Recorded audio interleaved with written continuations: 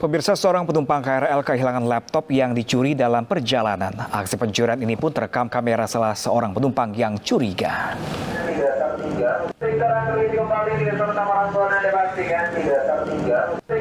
Inilah rekaman kamera salah seorang penumpang KRL jurusan Bogor, Jakarta Kota. Dalam video, tampak pencuri mengambil tas laptop dengan terburu-buru turun di stasiun Lenteng Agung, Jakarta Selatan. Pemilik laptop baru menyadari barangnya raib saat akan turun di tujuan. Sementara pemilik rekaman yang curiga tak bisa berbuat banyak karena mengira pencuri adalah pemilik barang yang dibawa.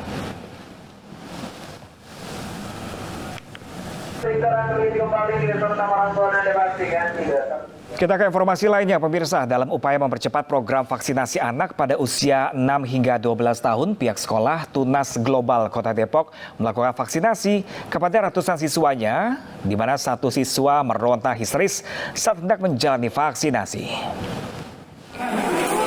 Sebanyak 200 siswa SD Tunas Global yang terdiri dari siswa kelas 1 hingga kelas 6 nampak sangat antusias saat hendak menjalani vaksinasi tersebut.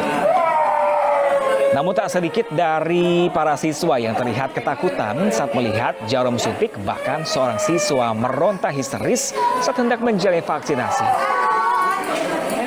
Pihak sekolah juga mewajibkan vaksinasi sebagai syarat untuk seluruh siswa dalam melaksanakan kegiatan pembelajaran tatap muka di sekolah.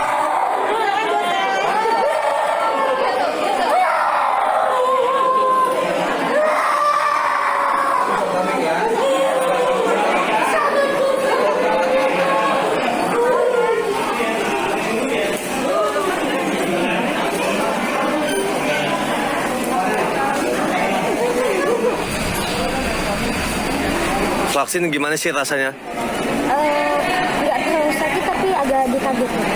Ada yang dirasakan setelah vaksin? Enggak sih. Enggak. Cuman agak lemes aja tangannya. Agak lemes atau pegel? Lemes. Lemes. Pemirsa, seiring melandainya kasus COVID-19 di Indonesia, masyarakat tidak boleh kendor dalam menerapkan protokol kesehatan. Tim relawan dari Indonesia Sadar Prokes atau INSAP bersama MNC Peduli mengajak warga untuk patuh menerapkan protokol kesehatan agar terhindar dari virus corona. Memiliki keterbatasan fisik tak menjadikan Lutfi patah semangat mengkampanyekan pentingnya protokol kesehatan untuk mencegah penularan COVID-19. Relawan Indonesia Sadar Prokes ini dengan gigih menelusuri Pantai Losari, Kota Makassar untuk memberikan edukasi kepada masyarakat tentang pentingnya disiplin menjalani protokol kesehatan di masa pandemi COVID-19. Kita berharap bisa benar-benar membuat Indonesia segera pulih dan bangkit dari pandemi ini.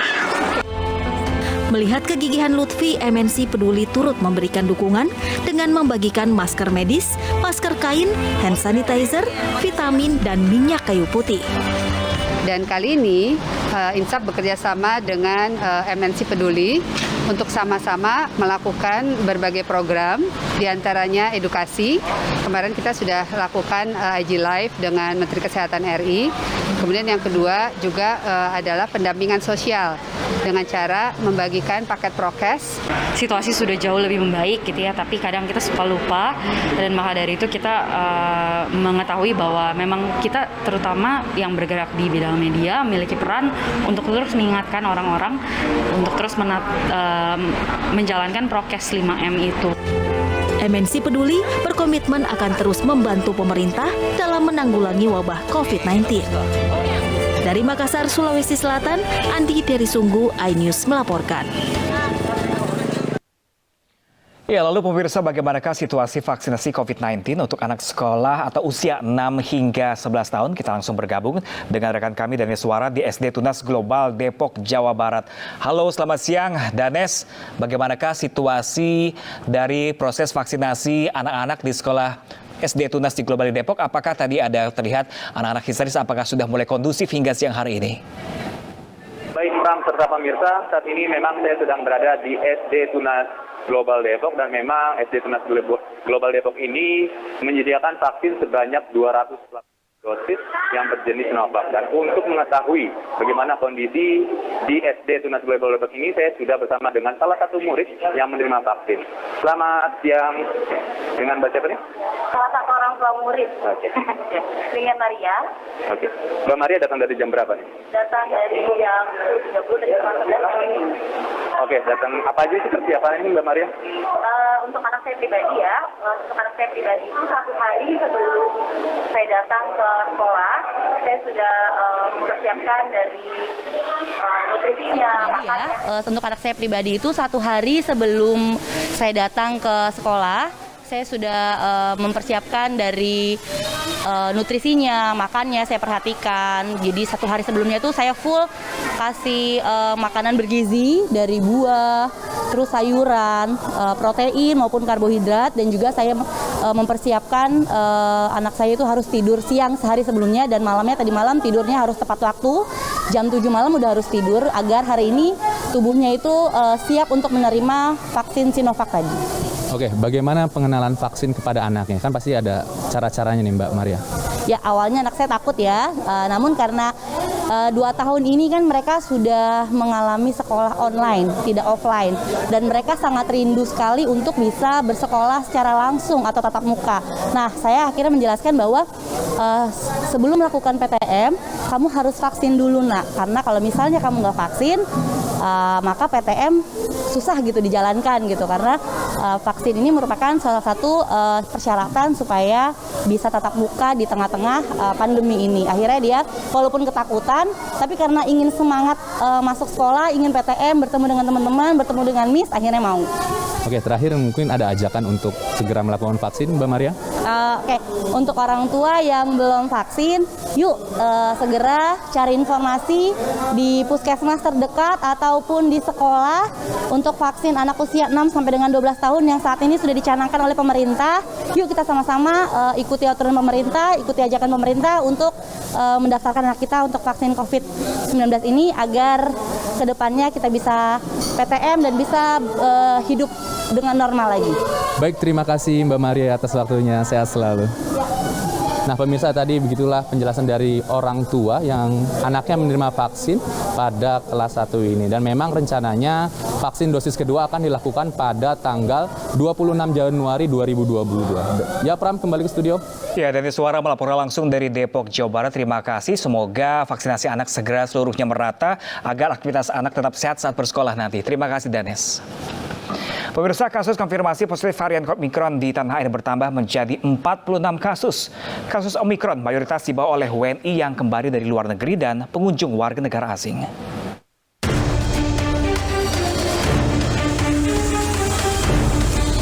Pemerintah melalui Kementerian Kesehatan mengkonfirmasi tambahan kasus positif varian Omikron di Indonesia.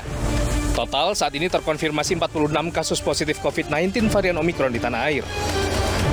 Penambahan 27 kasus positif varian Omikron berasal dari 25 WNI yang kembali ke tanah air dari sejumlah negara. Sementara kasus positif dari warga negara asing dibawa oleh pengunjung asal Nigeria. Selain itu ada 1 pasien positif varian Omikron yang merupakan tenaga kesehatan di RSDC Wisma Atlet. Dari 46 kasus positif varian Omikron di Indonesia, pasien dirawat di RSDC Wisma Atlet dan RSPI Sulianti Saroso. Meski Omikron sudah masuk ke Indonesia, Presiden Joko Widodo meminta masyarakat tidak panik. Presiden juga mengingatkan seluruh pihak tetap waspada dan tetap menjaga protokol kesehatan. Waspada penting, tapi jangan perkembangan ini membuat kita panik. Sejauh ini varian Omikron belum menunjukkan karakter yang membahayakan nyawa pasien, terutama pasien-pasien yang sudah mendapatkan vaksin. Oleh sebab itu, saya meminta semua warga yang belum mendapatkan 2 kali vaksin, apalagi yang sama sekali belum divaksin, segeralah mendatangi fasilitas kesehatan untuk mendapatkan vaksin. Meski situasi di dalam negeri sudah mendekati normal, saudara-saudara semuanya, jangan kendor menerapkan protokol kesehatan. Omikron adalah varian baru COVID-19 yang pertama dideteksi di Afrika Selatan dan kini masih terus diteliti. Saat ini, WHO melabeli varian Omikron sebagai varian of concern atau varian yang menyebabkan peningkatan penularan. Tim Liputan iNews melaporkan. pemirsa, pemerintah memastikan tidak ada lagi dispensasi bagi pelaku perjalanan luar negeri yang tidak menjalani karantina. Hal ini disampaikan Menko Marves Luhut Binsar Panjaitan menyusul kembali berulangnya kasus kabur dari karantina. Jadi kita melihat sekarang begitu kita taruh semua di lockdown di Wisma Atlet, kelihatan tidak berkembang. Tapi masih kita tidak tahu apakah dari daerah lain ada yang masuk, yang lolos dari sini.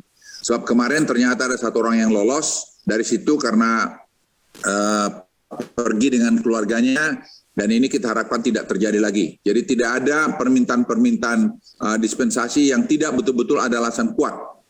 Dispensasi itu saya ulangi dapat diberikan dengan alasan kuat, misalnya dokter, kesehatan, ada hal-hal yang urgent lain. Selain itu, tapi itu ada prosedur yang harus diikutin juga. Ya, pemirsa, untuk membahas lebih lanjut terkait kasus Omikron di tanah air, sudah bergabung bersama kami Bapak Heri Trianto, selaku Ketua Bidang Komunikasi Publik Satgas COVID-19. Halo, selamat siang Bapak Heri. Selamat siang, salam sehat Mas. Ya, salam sehat Pak Heri. Pak Heri, hingga siang hari ini berapa jumlah kasus Omikron per hari ini Pak Heri? Ya, sebagaimana disampaikan oleh Kementerian Kesehatan, sudah ada 46 ya kasus Omikron yang ditemukan. Ada tambahan kemarin 25, dan ini tentu saja sebuah perkembangan yang sangat cepat dan menjadi sinyal buat kita semua untuk lebih berhati-hati dan memastikan bahwa proses karantina ini harus kita laksanakan secara ketat. Karena memang Mas, semua transmisi itu yang terjadi adalah dari pelaku perjalanan internasional. Hanya 2 yang terjadi penularan, yakni pasien pertama, kemudian 1 tenaga kesehatan yang tertular Omikron karena merawat salah satu pasien. Semuanya ada di Wisma Atlet dan Rumah Sakit Sulianti Saroso. Kita pastikan bahwa transmisi itu tidak sampai keluar, sehingga kita bisa mengantisipasi penularan ini pada tataran yang sangat lokal. Oke, Pak Heri, ini kan kebanyakan Omikron atau 46 yang terpapar Omikron di Indonesia ini ada pelaku perjalanan dari luar negeri, dan ini saya penasaran mereka satu pesawat dengan penumpang lainnya, ini bagaimana tracing untuk penumpang lainnya? Ya, tentu ini menjadi perhatian, sudah menjadi SOP juga dari pihak karantina kesehatan ya, dan Kementerian Kesehatan maupun semua tenaga kesehatan yang ada di sana. Pada kasus kedua dan ketiga pun ketika ditemukan, kita melakukan tracing juga terhadap para penumpang di pesawat yang sama. Waktu itu ada 2 pesawat yang sama. Jadi rata-rata mereka yang tertular ini adalah mereka yang menggunakan pesawat, dan rekan-rekan yang satu pesawat itu masih menjalani karantina, sehingga upaya untuk melokalisir mereka masih bisa dilakukan. Oke, Pak Heri, ini infonya untuk mendeteksi varian Omikron ini tidak hanya membutuhkan PCR seperti varian Delta dan sebelumnya kemarin. Apakah benar begitu Pak Heri?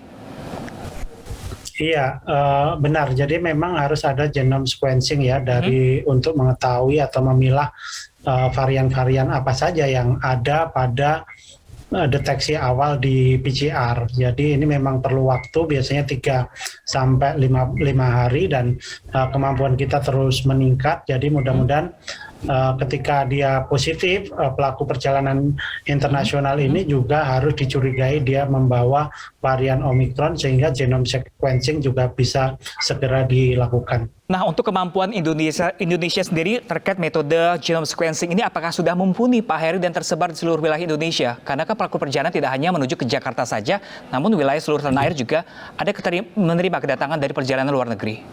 Ya, perjalanan luar negeri melalui pesawat hanya dibuka menjadi 2 pintu, Mas. Ini untuk memudahkan mitigasi, yaitu di Manado dan di Soekarno-Hatta. Jadi dengan 2 pintu ini kita berharap bisa melakukan lokalisir kasus dengan lebih cepat. Demikian yang terjadi di Manado juga sama, dia di sana dilakukan juga secara sistematis di sini, apalagi karena sebagian besar penerbangan melalui Jakarta. Kemarin saya ke bandara dan memang menyaksikan sebagian mereka memang berasal dari seluruh wilayah tanah air. Tetapi karena mereka menjalani karantina terlebih dahulu selama 10 hari dan dinyatakan negatif di hari 10 dengan tes PCR, maka diharapkan penularan ini bisa kita cegah sedini mungkin. Oke, mungkin terakhir Pak Heri, imbauan bagi masyarakat atau wisatawan yang hendak berlibur ini apa? Seperti apa? Ya, kalau ke luar negeri rasanya seperti disampaikan Presiden, tolong ditahan terlebih dahulu. Tetapi kalau di dalam negeri juga tetap harus memperhatikan protokol kesehatan, melakukan tes antigen 1 kali 24 jam, dan mereka yang diperbolehkan keluar adalah mereka yang sudah vaksin 2 kali. Kita beruntung saat ini ada 53% populasi masyarakat Indonesia yang sudah vaksin 2 kali dan lebih dari 70% yang vaksin sekali. Jadi yang diperkenankan untuk bepergian adalah yang vaksin 2 kali dan antigen, itu pun juga tetap harus berhati-hati, tetap menjalankan protokol kesehatan dengan disiplin. Oke, baik, terima kasih Bapak Heri Trianto. Kita semua berharap semoga kasus Omikron ini berhenti hanya di titik atau di angka nominal 46 saja. Terima kasih Bapak Heri Trianto selaku Ketua Bidang Komunikasi Polri Satgas COVID-19. Terima kasih Pak Heri. Ya, pemirsa, di masa liburan Natal dan Tahun Baru, sejumlah lokasi wisata di Bali kembali dipenuhi pengunjung. Selengkapnya usai jeda, tetaplah bersama kami di Ayun Siang.